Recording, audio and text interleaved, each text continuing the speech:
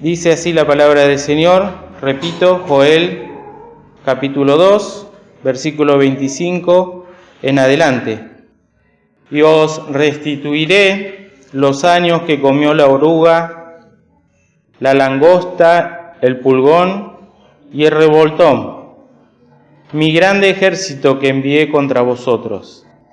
Y comeréis hasta saciaros, y alabaréis el nombre de Jehová vuestro Dios, el cual hizo maravillas con vosotros, y nunca jamás será mi pueblo avergonzado. Y conoceréis que en medio de Israel estoy yo, y que yo soy Jehová vuestro Dios, y no hay otro, y mi pueblo nunca jamás será avergonzado. Y será que después de esto derramaré mi espíritu sobre toda carne, y profetizarán vuestros hijos y vuestras hijas, vuestros viejos soñarán sueños, y vuestros mancebos verán visiones. Y aún también sobre los siervos y sobre las siervas derramaré mi espíritu en aquellos días, y daré prodigios en el cielo y en la tierra, sangre y fuego y columnas de humo. El sol se tornará en tinieblas, y la luna en sangre, antes que venga el día grande y espantoso de Jehová. Y será que cualquiera que invocare el nombre de Jehová será salvo, porque en el monte de Sión y en Jerusalén habrá salvación, como Jehová ha dicho, y en los que quedaren, a los cuales Jehová habrá llamado. Y esta lectura estaba complementaria en el domingo pasado, cuando estudiamos el descenso del Espíritu Santo, un hecho único y irrepetible, ¿no? Que está registrado en el libro de los Hechos de los Apóstoles, que siempre que hablamos de Hechos de los Apóstoles son los hechos que el Espíritu Santo realizó a través de los instrumentos que fueron los apóstoles. Y bueno, teniendo esta lectura me llamó mucho la atención este versículo 25, estos animalitos, insectos que están aquí nombrados, y bueno, uno se queda pensando en la cabeza, le quedan estos pensamientos, ¿qué querrá decir? ¿Por qué dice estas cosas la palabra del Señor? ¿Qué es lo que me quiere enseñar? ¿Y por qué el pueblo tuvo que experimentar tantas cosas por la rebelión que tenían? Y aún cómo nosotros podemos pensar que el enemigo viene como un río y es así, arrasando todo. Y que el enemigo de nuestras almas, el diablo, anda cual león rugiente buscando alrededor nuestro a quien devore. Nos imaginamos una fuerza muy superior a la nuestra, y lo es. Pero cuando me encontré aquí con la oruga, con la langosta, con el pulgón y el revoltón, acá dice que es un gran ejército de parte del Señor, que envía, utilizados por Él, y como el Señor dice, mi grande ejército. Me llamó la atención, como ahora está esta guerra, ¿no? Y están las tropas, y se preparan para la batalla, y hay diferentes tipos de armas que se utilizan. Sin embargo, acá de algo tan sencillo podemos extraer también enseñanzas, y a mí realmente me llevó a pensar mucho en mi experiencia, ¿no? Y al participar de la cena siempre nos hace muy bien si podemos llegar a encontrar de estos enemigos para poder luchar luego contra ellos. La referencia que tenemos en el capítulo 1, versículo 4, dando vuelta a la página hacia atrás, nos habla lo que quedó de la oruga. Ahora vamos a explicar cada uno de ellos, ¿no? Comió la langosta. y lo que quedó de la langosta comió el pulgón, y el revoltón comió de lo que el pulgón había quedado. Y la oruga, que nos dice acá, es la larva de la mariposa. Es un insecto, y también recordaba eso que escuchamos en el campamento, ¿no? De parte del pastor, cuando la Biblia habla de biología, no se equivoca, y cuando habla de cualquier ciencia, lo hace con exactitud. Eso no implica que yo sea una persona experta en esto, pero en lo poco que me pude meter, pude aprender también. Y también es para darle gracias al Señor. Esta oruga, la larva de la mariposa, generalmente muy dañina para la agricultura, ¿no? Para los campos donde están sembrados, es ese bichito verde que camina, el gusanito, que si alguno tuvo la posibilidad de verlo en cámara rápida, cómo come, es impresionante. Y la oruga come especialmente como no es vertebrado, como no tiene mandíbulas fuertes, come todo lo que es alrededor de la hoja, la parte blanda. Y lo que quedó de la oruga lo comió la langosta, otro animalito, un insecto de 4 a 6 centímetros de largo, cuyas patas traseras están hechas para saltar, están adaptadas para el salto, y que una sola la podemos llegar a atrapar y nos va a costar mucho, pero cuando vienen como una nube, arrasan con todo. Y salen, como dice el proverbio, no teniendo rey, salen a cuadrilladas, ¿no? Fue una de las plagas también en Egipto, las langostas. Y el pulgón. También, las langostas, constituye una plaga para la agricultura. Esto lo busqué en el diccionario común. El pulgón dice que es otro insecto de cuerpo pequeño y oval, de color verde o pardo, ¿no? Y ese se lo ve ahora, si lo pueden ver en los rosales, van a ver que debajo de la hoja o de los limoneros está ese pulgón, cuyo daño que hace a la planta es chupar. Y de esta forma también produce daño. El revoltón, que nombra acá la palabra del Señor, es un término que no se usa. Lo que quedó de la langosta lo comió el pulgón, y el revoltón comió lo que del pulgón había quedado. Y es la oruga de la vid. Encontré el dato, ¿no? La oruga que nombramos al principio, la larva de la mariposa, bueno, la vid tiene una oruga que es el revoltón.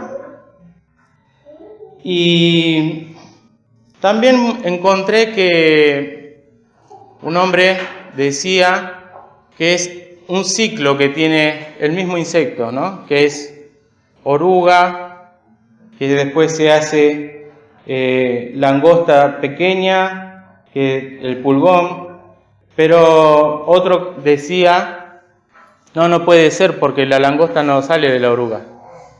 Bueno, entonces cuando ya vi que había una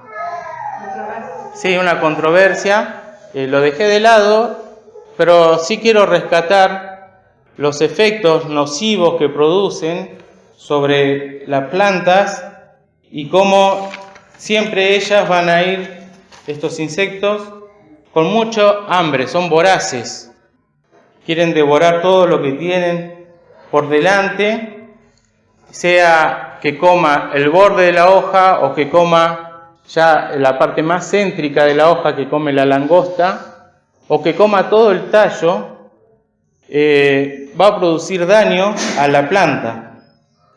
La oruga, vuelvo a repetir, come los bordes de la hoja, que es la parte más blanda. y luego la langosta se come la hoja completa, y al convertirse en pulgón se come las ramas blandas. Y la langosta en su fase adulta devora todo el tallo, es decir, que todo lo que queda de la planta.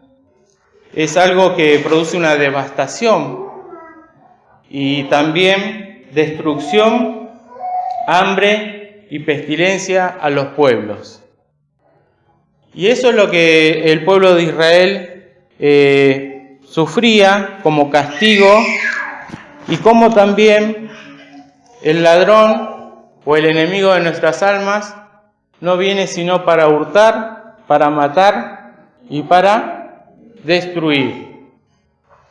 Y estos pequeños insectos también cumplen esta función, ¿no? Son las obras que, si buscamos en Gálatas, no perdamos acá en Joel, pongamos un señalador. Si buscamos en Gálatas, y ya aplicándolo espiritualmente, son las obras de la carne, que son manifiestas, pero son obras muy sutiles. En Gálatas 5, versículo número 19 en adelante, nos dice: y manifiestas son las obras de la carne, que son adulterio, fornicación, inmundicia, disolución, idolatría, hechicerías, enemistades, pleitos, celos, iras, contiendas, disensiones, herejías, envidias, homicidios, borracheras, banqueteos y cosas semejantes a estas. Acá podemos ver nosotros que hay pecados del cuerpo, que hay pecados del alma y que hay pecados del espíritu. Pero aquellos que nosotros consideramos quizás insignificantes, como estos insectos, pueden ser también muy nocivos para nuestra vida espiritual, ya sea los pleitos, los celos, iras, contiendas, envidias, ¿no? Tener celo, tener envidia, tener contiendas, como Pablo le decía a los de Corintios, que le había sido notificado por los hermanos de Cloé que había entre vosotros contiendas, peleas. Y si buscamos en Gálatas, acá, donde estamos, fíjense lo que dice el versículo 15. ¿Quién lo quiere leer? Y si os mordéis y os coméis los unos a los otros, mirad que también no os consumáis los unos a los otros. Como también cuando se manifiestan estas cosas en nuestro corazón, somos a la defensiva y mordemos. Y también comemos los unos a los otros, ¿no?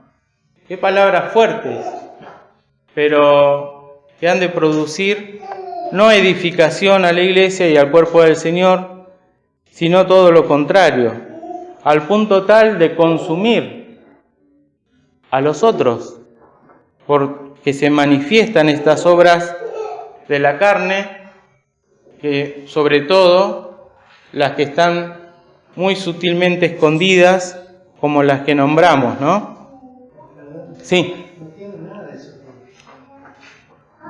Sutiles con las obras del pecado, que no se nota, y esas obras no tienen nada de eso. Las de la carne, pero las sutiles son las que escondemos, se manifiestan tarde o temprano, salen a la luz y aparentamos, la apariencia tapa cuando hay celo, cuando hay...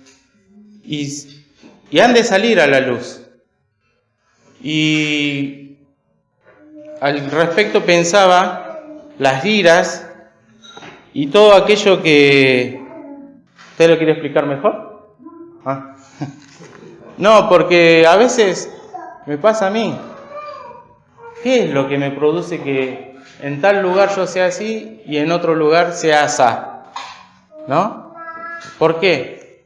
¿Por qué oculto lo que soy y no me muestro cómo me ve el Señor y cómo me enseña la palabra? ¿Por qué están estas cosas? Y contiendas, celos, iras, al punto que cuando se hacen evidentes, cuando nos aprietan un poco, mordemos, comemos y consumimos, y ahí se ve. Y pasamos mucha vergüenza. La hermana Hani decía, ¿no? Todos somos buenitos mientras que no nos toquen, mientras que no nos alumbren, mientras que no nos muestren. Y al respecto pensaba que estas cosas también tienen que ver con el crecimiento gradual del pecado, cuando no se los trata y cuando va en aumento, algo que va como un desarrollo, creciendo, y comienza quizá con una pequeña larva o algo muy pequeño, diminuto, pero que es una gran plaga si no es tratada, si no es llevada a los pies del Señor y darnos cuenta que ese es un pecado, y darnos cuenta que eso hace mal, que hace mal a uno mismo, que hace mal al hermano, y tratarlo, porque va creciendo y el fin y el propósito es el mismo que el diablo siempre quiso cumplir, y aún en sus hijos, ¿no? Hurtar, matar y destruir. Y el Señor Jesús apareció justamente en este mundo. Si buscamos en San Juan, 1 Juan, capítulo 3,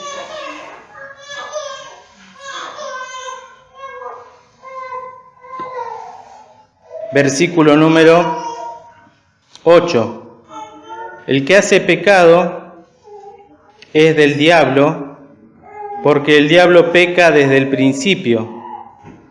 Y para esto apareció el Hijo de Dios, para deshacer las obras del diablo. Y en esto, ¿no? Tratar de buscar la ayuda del Señor para poder contrarrestar todas estas cosas que se manifiestan, que son visibles, que pensamos que no se ven, pero los demás la ven, y también que tratamos de ocultar. Luego tenemos que la palabra acá en Joel nos dice que va a restituir el Señor los años que comió la oruga. Qué bondadoso que es el Señor, porque restituir quiere decir dar a una cosa otra vez a quien la tenía antes de que se la sacaran o de que la perdiera. Volver a poner una cosa en el estado que antes tenía. Y esto es cuando uno vuelve al Señor, le ha de conceder el Señor de ser restituido, ¿no? El Señor invita siempre, volveos a mi reprensión, dice el Proverbio 1, el versículo 20 y pico. Volveos a mi reprensión, el versículo 23. Y derramaré mi espíritu y os haré saber mis palabras. Y restituir es poder manifestar aquella comunión con el Señor, aquello que estaba destruido, aquello que tanto la langosta como la oruga, el revoltón y también el pulgón, que decía el diccionario que chupa, y eso ha de chupar la savia de las plantas, ¿no? Y cómo el diablo quiere que nosotros no gocemos de la comunión con Dios, de la comunión con los hermanos, que perdamos, porque hay algo que chupa que está en mi corazón y no permite esas cosas y que no permite que la planta se desarrolle. Y se chupa nuestra fuerza, se chupa la lectura de la palabra de Dios, las cosas que nos absorben, las cosas que nos distraen y que actúan como verdaderos pulgones en nuestra vida, ¿no? Y yo no puedo decir nada por nadie, pero yo lo vuelvo a decir, pensaba por mí, ¿qué cosas son aquellas que me debilitan, que hace que esté falto de oración, falto de lectura? Y bueno, hay que buscar estos insectos que para el Señor son su grande ejército, para nosotros también son manifestaciones de la carne, y el Señor quiere restituir. Y cuando leemos en Job, vamos a buscar el capítulo 33, antes de Salmos.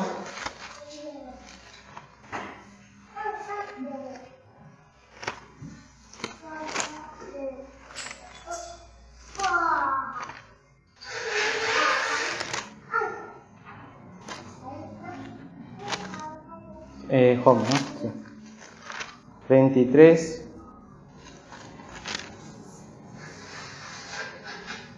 Dice el versículo 23, si tuviere el hombre, ¿no?, cerca de él algún elocuente anunciador muy escogido, que anuncia al hombre su deber, que le diga que Dios tuvo de él misericordia, que lo libró de descender al sepulcro, que halló redención, enterneceráse su carne más que de niño, volveráse a los días de su mocedad, orará a Dios y le amará, y verá su faz con júbilo.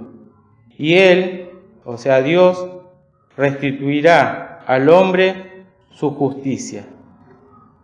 Y después sigue, ¿no? Él mira sobre los hombres, y el que dijere pequé y pervertí lo recto y no me ha aprovechado, Dios redimirá su alma, que no pasa al sepulcro, y su vida se verá en luz. Y aquí que todas estas cosas hace Dios 2 o 3 veces con el hombre, para apartar su alma del sepulcro y para iluminarlo con la luz de los vivientes. Cuando dice que restituirá el hombre su justicia, es para establecer nuevamente la comunión con Dios. Es para poder gozar, ya no de lo que el pecado causó, sino que pueda gozar del fruto del Espíritu, para que pueda tener paz, gozo, para que pueda tener tolerancia, mansedumbre, cosas que las sabemos, pero ¿cuánto cuesta al Espíritu obrarlas en nosotros? Y no la va a obrar hasta que nosotros no nos volvamos al Señor y quitemos todos esos insectos, quitemos todos esos pecados que son muy dañosos. También pensaba en Cantares, ¿no?, cuando dice quitad las zorras pequeñas, las que echan a perder la vid. Y no deben ser difíciles de cazar, porque Sansón dice que cazó 10, les prendió fuego a la cola y las mandó por el campo de los filisteos.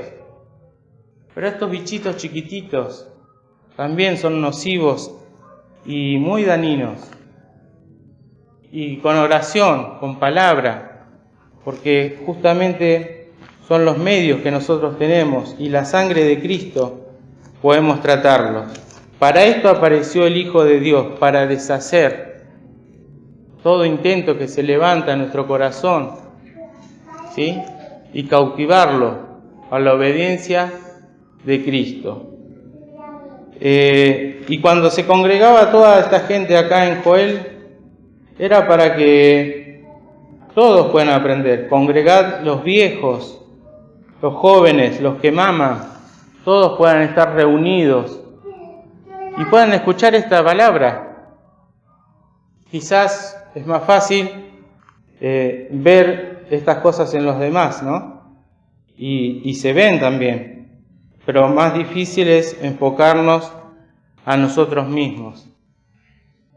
Y el Señor entonces apareció para deshacer estas obras que están en nuestro corazón anidadas, que son escondrijos, y para eso está la palabra, porque si nos buscamos en 2 Timoteo, capítulo 2, viene en auxilio del hombre que se vuelve al Señor, que vuelve a la reprensión. Capítulo 3 de 2 Timoteo nos dice el 15 y 16 y 17, ¿no? Y que desde la niñez has sabido las Sagradas Escrituras, las cuales te pueden hacer sabio para la salud por la fe que es en Cristo Jesús. Hay una salud y es por la fe en Cristo Jesús. Cuando las Escrituras están en el corazón, mezclamos con ellas fe y las ponemos en práctica. Toda Escritura, toda palabra que es del Señor, es inspirada divinamente, ¿no? Muy importante esto, porque gracias a que es así, que es divina, va a ser útil para nosotros, útil para enseñar, para redarguir, para corregir, para instituir en justicia. Es como Dios quiere que el hombre pueda ser restituido, ¿no? En esa justicia que debemos buscar primeramente para no sufrir las consecuencias de todos esos insectos y que aplicado a la vida espiritual son pecados, ¿verdad?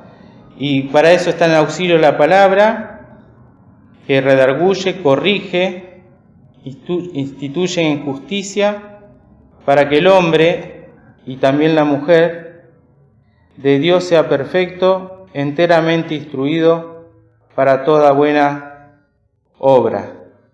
Y también la sangre de Cristo que Él vertió en la cruz del Calvario es poderosa para el deshacimiento de pecado.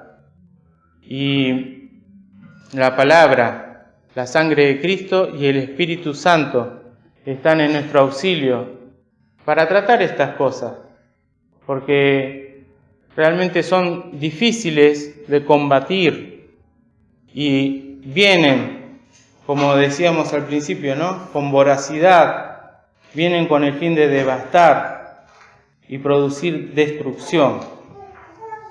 Que el Señor, queridos, nos ayude para que podamos crecer y dar los frutos en justicia como el Señor lo desea, no frutos de nuestra carne que se camufla, que se disfraza, sino frutos de sacrificio espiritual al Señor, que sea agradable a Él, para que de esta forma podamos experimentar su preciosa voluntad, que es agradable, que es perfecta, su buena voluntad, y transitar en este mundo pensando también en estas cositas, ¿no?, que luego de que el Señor iba a restituir esto, se cumple lo de Pentecostés.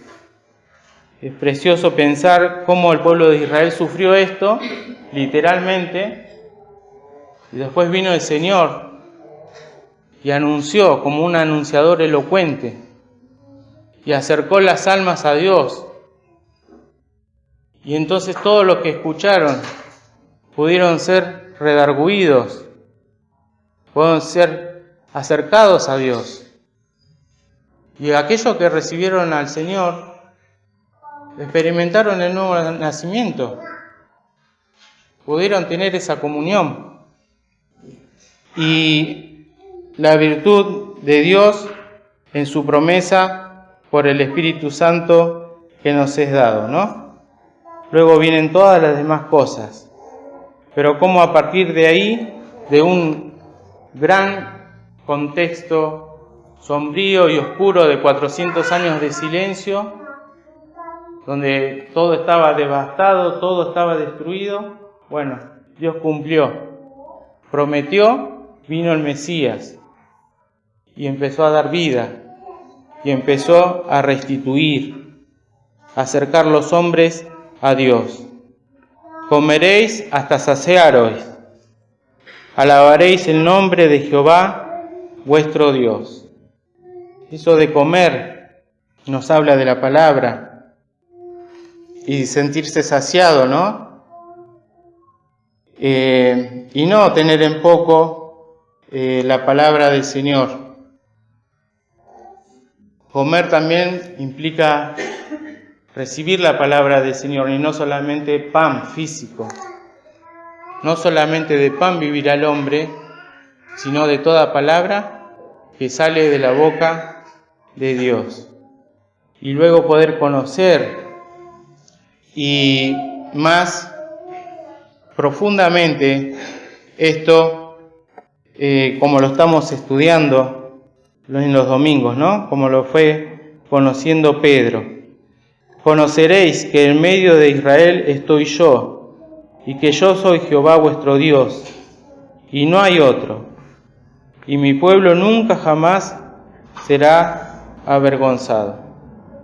Bueno, poder conocer tanto la mala experiencia y ahora poder procurar, con la ayuda del Señor, buscar la buena experiencia, la que Él promete, la que se debe aceptar, así como cuando recibimos a Cristo también se debe aceptar por fe, presentándonos para que el Señor pueda obrar en nosotros. Volveos a mi reprensión, ¿no? Quizás cuando escuchamos palabras duras, bueno, nos cuesta, pero el Señor quiere que volvamos a Él, que su voz es para que nosotros podamos ser restituidos y podamos nosotros ahora participar de estos símbolos, que justamente son para que nos examinemos y ver si están estas cosas en nuestro corazón, en mi corazón, y cuánto me hacen titubear, ¿no? La hermana en la oración decía, desidia, dejadez, pereza, puede ser impuntualidad, un montón de cosas que nos hacen decir, no, al final yo no puedo. Y siempre están ahí. Cosas como la pereza, que parece algo tan insignificante, pero que nos hacen perder tiempo. Los años que comió la oruga. ¿Cuántos años? ¿Cuántos años que va comiendo y nos va haciendo perder bendiciones, ¿no? Años comió la oruga. Pero ahora que podamos, queridos, aprender esta sencilla lección, quizás un poco forzada, pero que a mí me hizo bien, quizás me cuesta transmitirlo, lo hago con mucho temor y cuando vuelvo a repetir, cuando leí la lectura complementaria me llamó la atención y quería compartirlo en esta tarde y buscar entonces encontrar estas cositas que en Gálatas ya las define bien puntualmente, ¿no? Lo que son y cómo también repercuten y producen tanto daño. Que el Señor nos bendiga. No sé qué pastor va a repartir. Pastor Marco va a compartir los símbolos.